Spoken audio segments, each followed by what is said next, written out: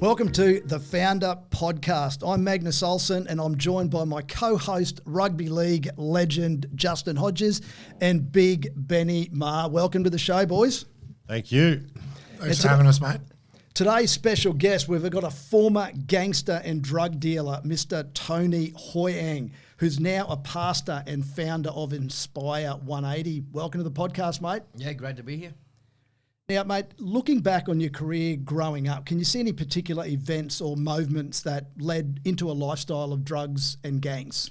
Yeah, I would put it back down to the home, and so the structure of the home. Well, I came from a very broken home, so naturally, you're a young boy, especially looking for a father figure. You don't find it in the home; you look into the street, and so very quickly joined the gangs and got up to no good. Yeah, you moved here. Your parents moved here to Australia from Vietnam back in 1980, is that right? And then you were born a couple of years later? Yeah. And so they came over here. I'm actually one of 10 kids. Yep. So it even made it even more difficult, right? To fall through the cracks. And so, but mum and dad came over, did their best to survive, Mum was entrepreneurial.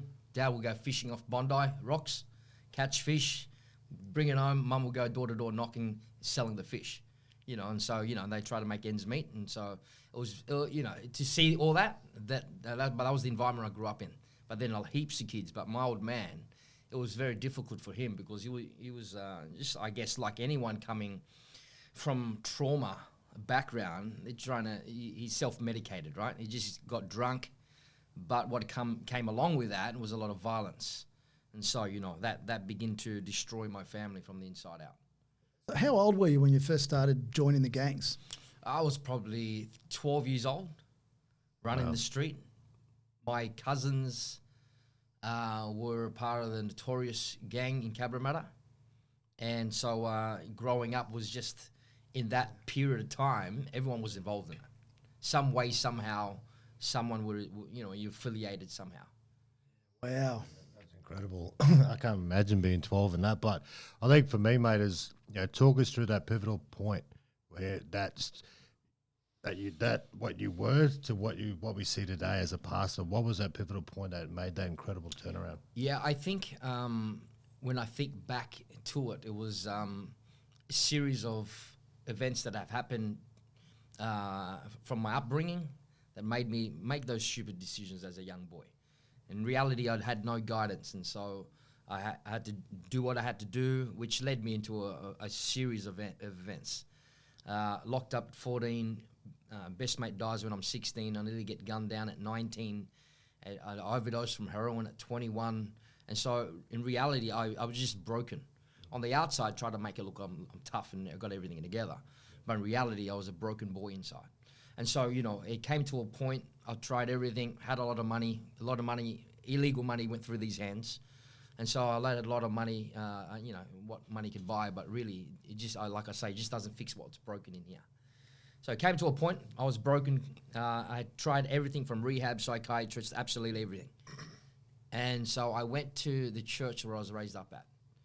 Got down on my knees, broken, cried out to God. I simply said, if you're real, make yourself real to me and give me a sign.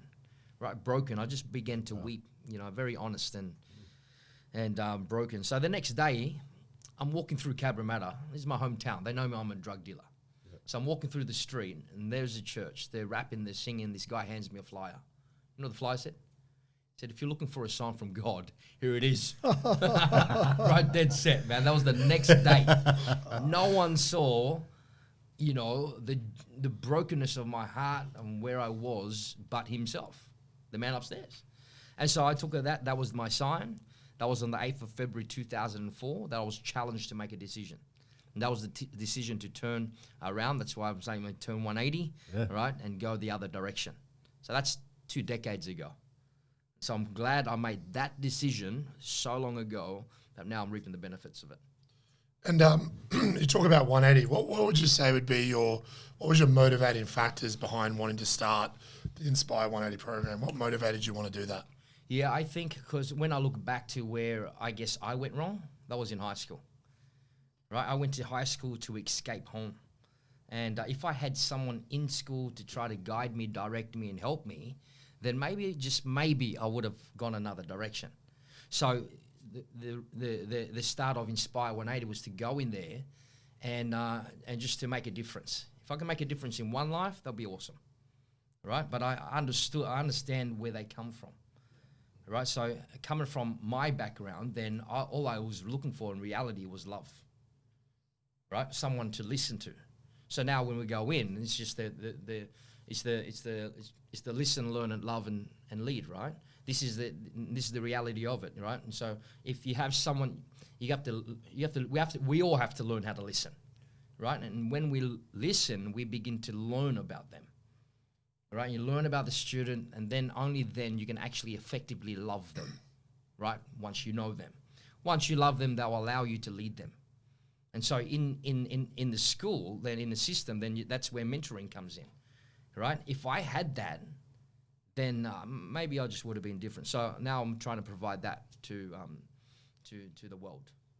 It's a fantastic story. And I could just imagine, just talk us through during that transition process, you know, like you pointed out, you've been dealing drugs on the street. Next thing you know, you've found God, and then you're still on those same streets. So what were some of the biggest challenges that you faced during that transition period? Yeah, so it would be routine, right? And so I was, and on top of that would be just changing of mindsets. It's a different world, man. The underworld different to the normal world, right? And you can understand what I'm saying when it's just like you see it's a whole bunch of craziness goes on. And so the transition coming out of that was very difficult because these were once family, right?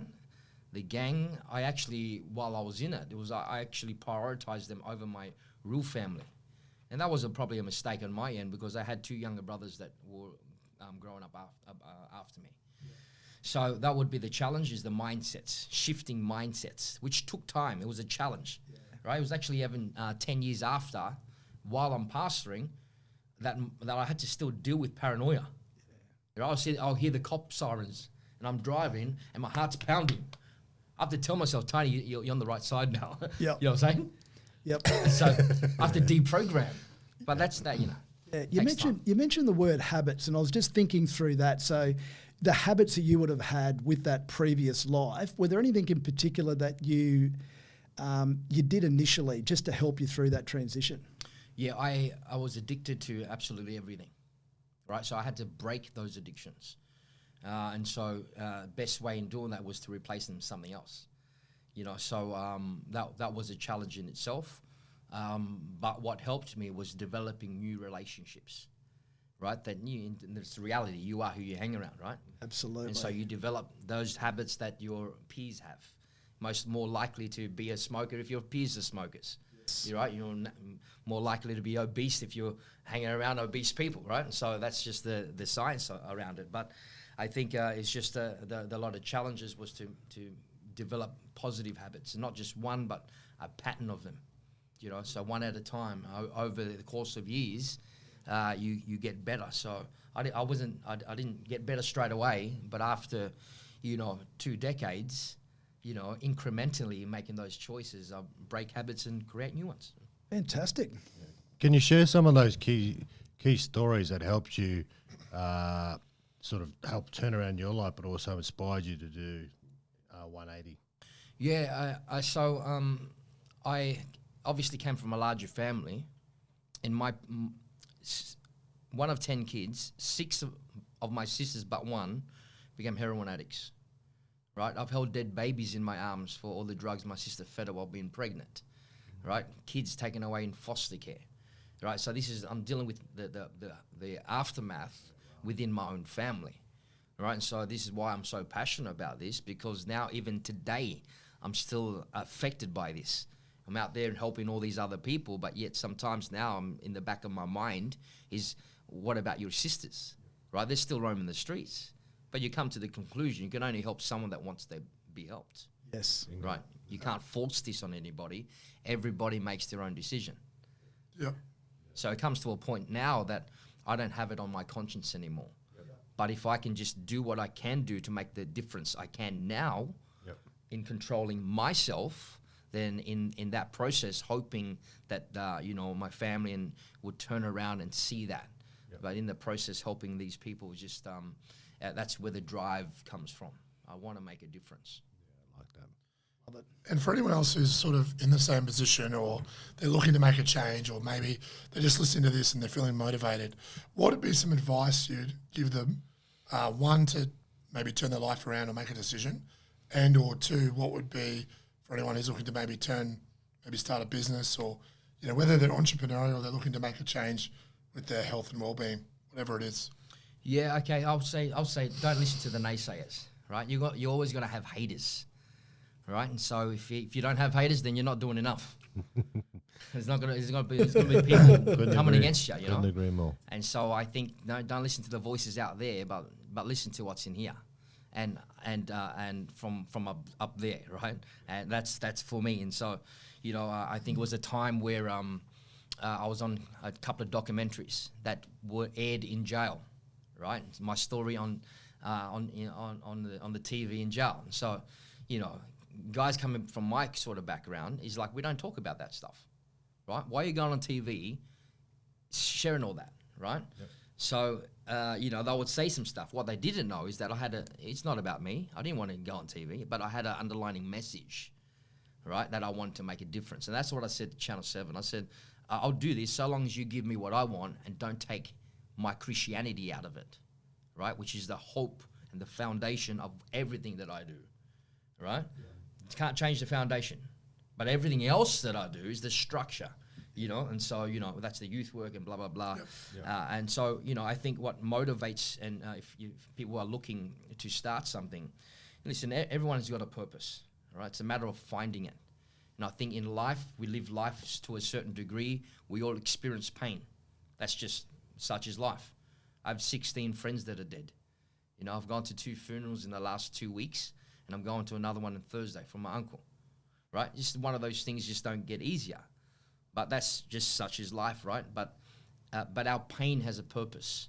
And I often say your mess, if you're listening, there's a message in your mess.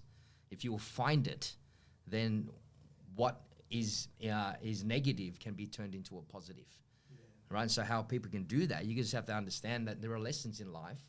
And so long as you learn the lesson, then you take that for yourself. Now that's your IP, that's your intellectual property. Yep. Now that's something you can give to somebody else and help somebody else. Now, if you learn that lesson, that's the big question though, yes. Right? And so, I think the motivation though has to be helping people. Yes. Right? It cannot be motivated by money, because that's just it's the weakest form of motivation.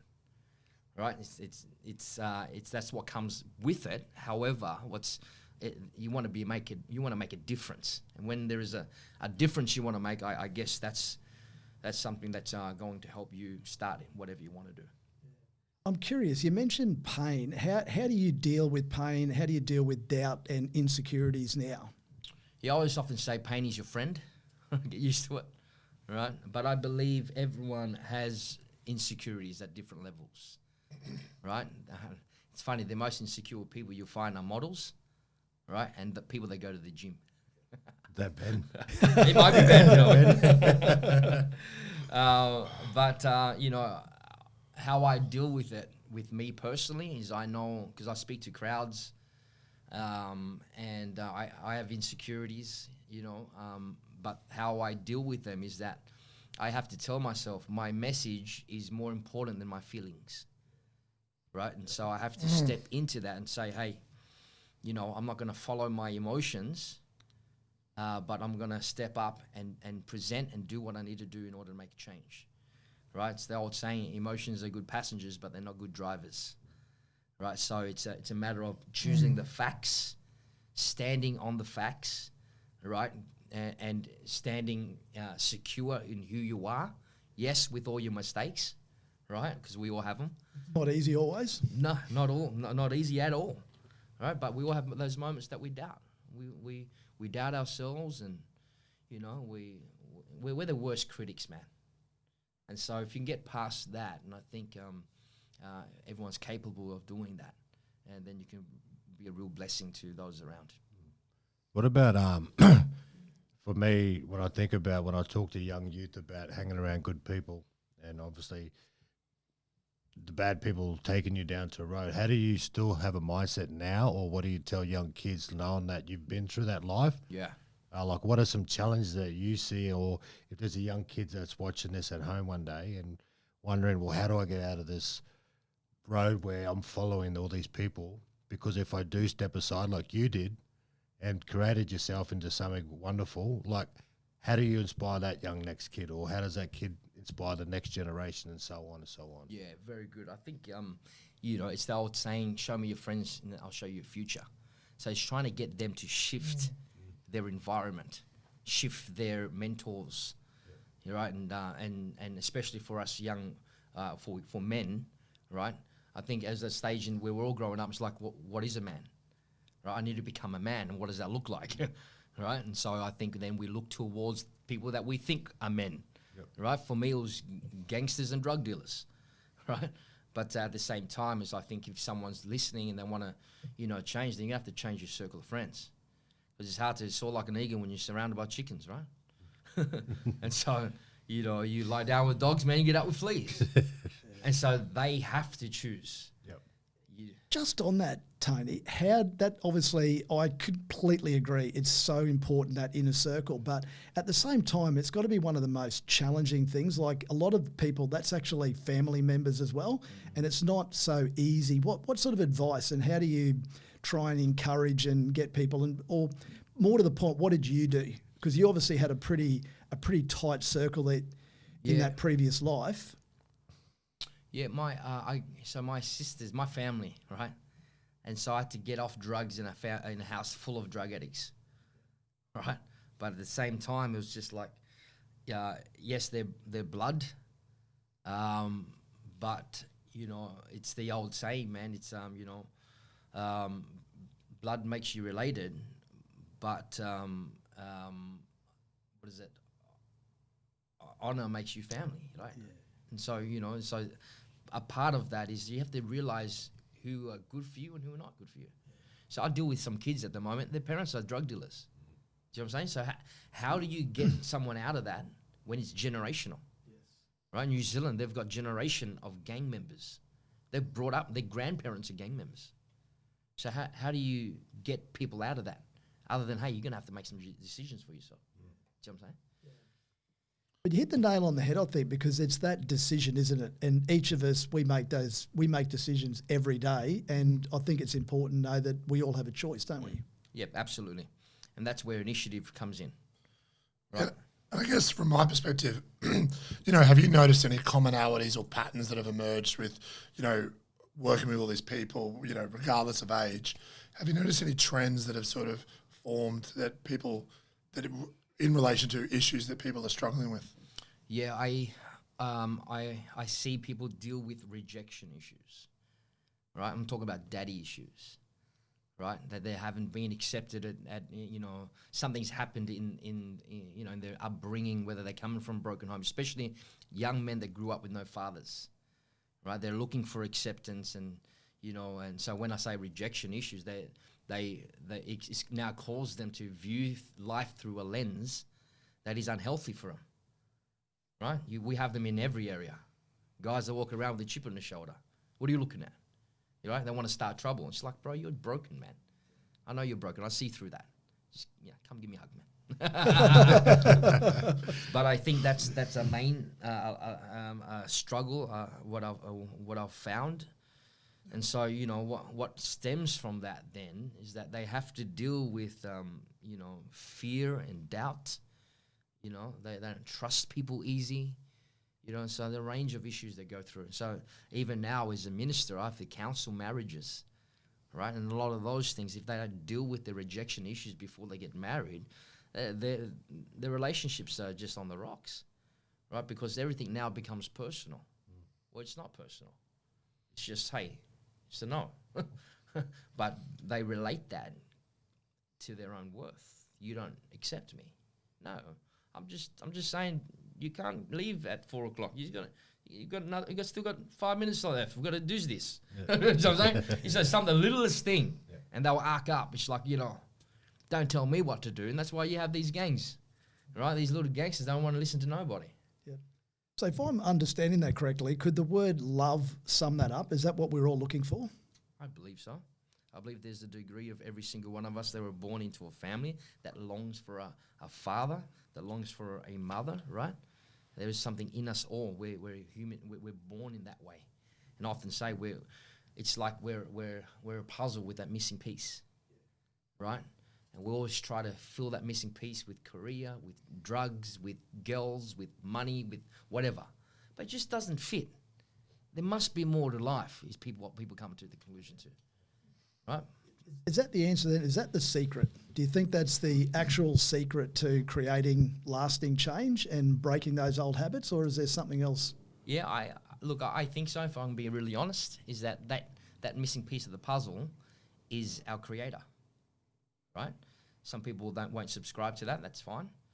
They work out their own journey, right? But for me, I've found that to be the case, right? And which is the only thing for me that's now sustainable, right? And so I've got friends that they've changed their lives, but at the same time they're jumping from one thing to the next, and so it's still trying to chase that carrot. Yeah. Hodjo, what do you think? I think for me, probably, how do you, looking back now on your life, how do you measure success in terms of your life, but then also what you're doing now to help change perspective of gangs? Like you just said, a lot of those kids are just broken, they act tough or whatever. Like, how do you measure success now, like, to you? Good question. Yeah, I think for me, success will come when I die, right? Because there's so much more to do. And so I'm not resting until it's done, right? For me, and I'm not wanting to sound too, out there, but success to me is being a blessing to other people, what other people would say around me, right? And it's measured by how many people are going to be at my funeral, right? It's going to be what they say about me at the end of my life, and I think that would be one. Secondly, would be for me is to be the best version of me as I can be.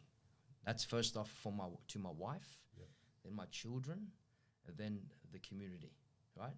And so, we all have, and again, I think that's a very broad question because success for people are different, right? But we all have an internal constitution, right, that governs who we are, right? That governs the way we behave, right? And so for me, that if I can live a life that is full of integrity, honesty, and be a blessing rather than a burden on people, then I would consider that success. You've been through so much, and you have an absolutely incredible story. Can you share with us just the greatest lesson that you've ever learnt? Oh, that, yeah. Do we have another hour? I think our choices, right? I often say love is not love unless you have the freedom to choose, right? And so we can either choose to live that life or live this life. You can choose to love or you can choose to hate, right? And so I think there's a time and place for everything. And so people are on the journey to learn and grow.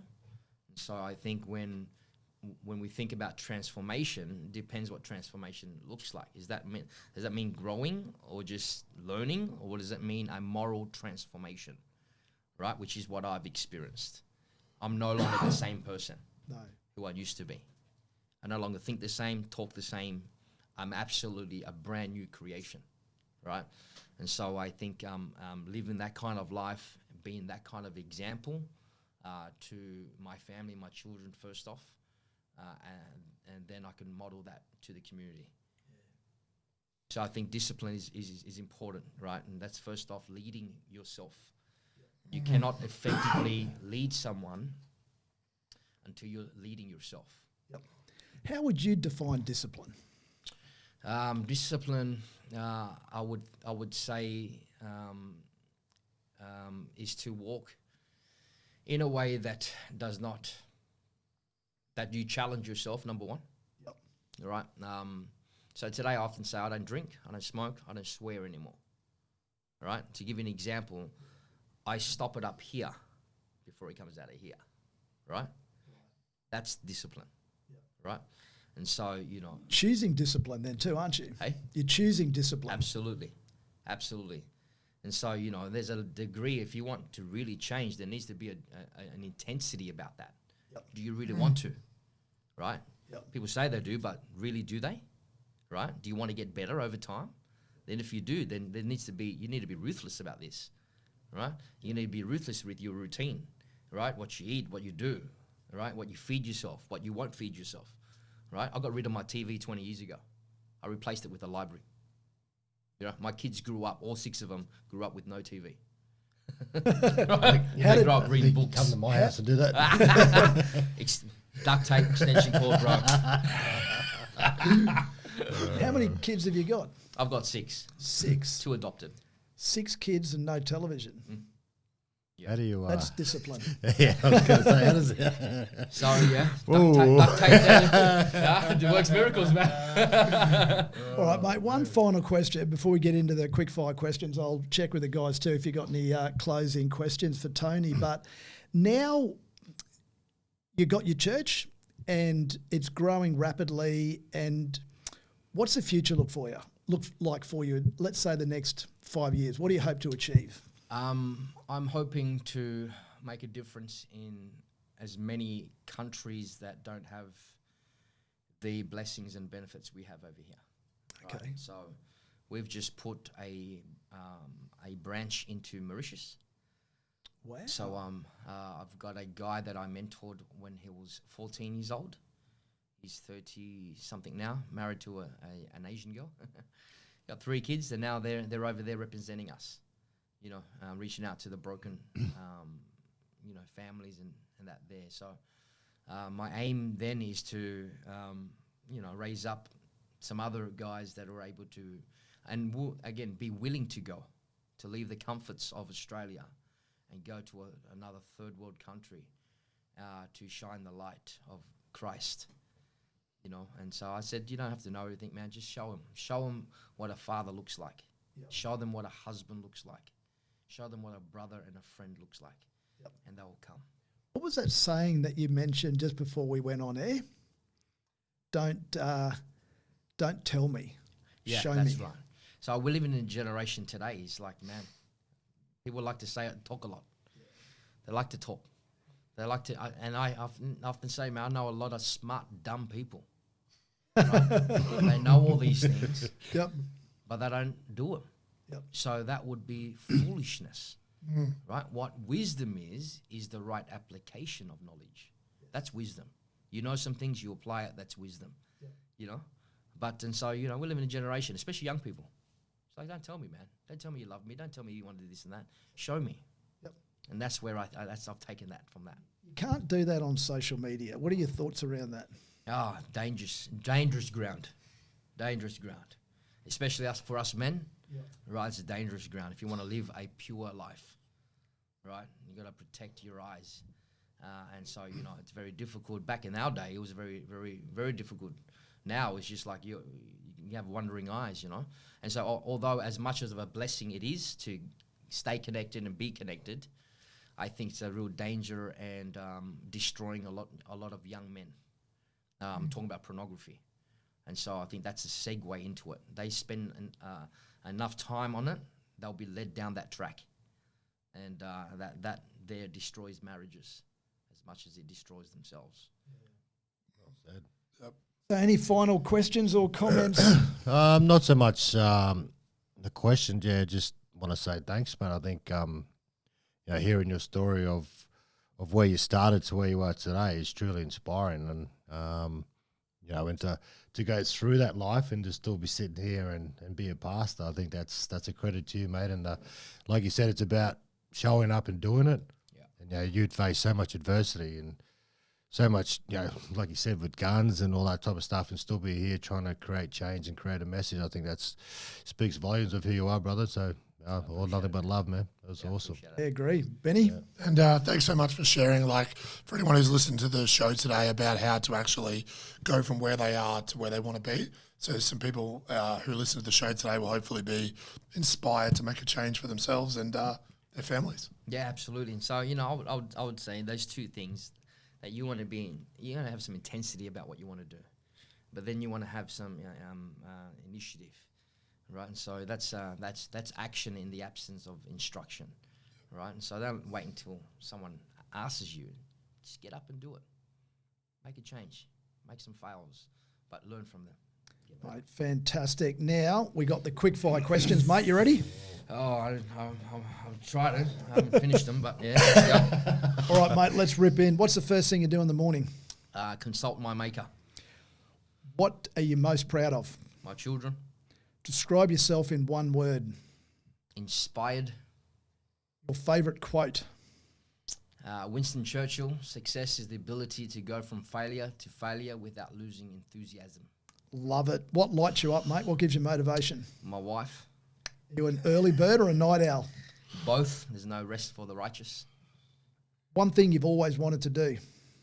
Meet my oldest brother. I think I might know the answer to this one, but I'll ask it anyway. A book we should all read. You got it, mate. 66 of them, actually. The Bible. The best piece of advice you've ever received. Time is the greatest equalizer. What's one thing people misunderstand about you? I think I'm tough. I'm soft. Favourite part of your life right now? Meeting people like you guys. What's your biggest hope for the future? I can change the world. A must-have attribute to start a new business. Passion and grit. What do you believe is the most underrated skill needed to build a successful life? Discipline. Last question, mate. What's the most valuable tip that you could give us? Read the Bible. Mate, spoken like a true pastor, mate. I've had an awesome time chatting, mate. Love all your insights. Love all the work that you're doing, mate. You're an inspiration. Thank you. Great. Thank you. Appreciate it.